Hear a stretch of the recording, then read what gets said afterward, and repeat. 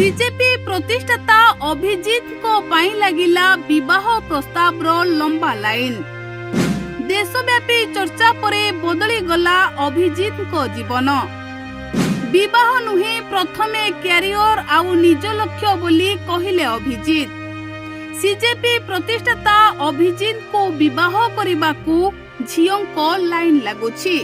घर को गोटिए परे गोटिए विवाह प्रस्ताव आसुछि, हेले समस्त को चकित करी विवाह को नहीं बड़ निष्पत्ति नेले नीट पेपर लीक आंदोलन रो मुख्य चेहरा अभिजीत दीपके।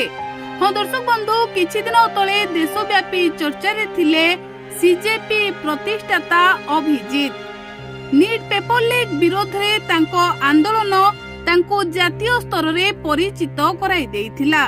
छात्र छात्री पक्षरे तांको स्वर अनेक मत जीतिथिला। आउ एबे सही लोकप्रियतार आउ एक चर्चा सामना को आसीछि।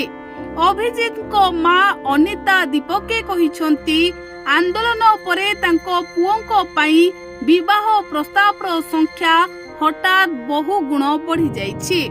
देशर विभिन्न स्थानरू परिवार लोके संपर्क करुछंती।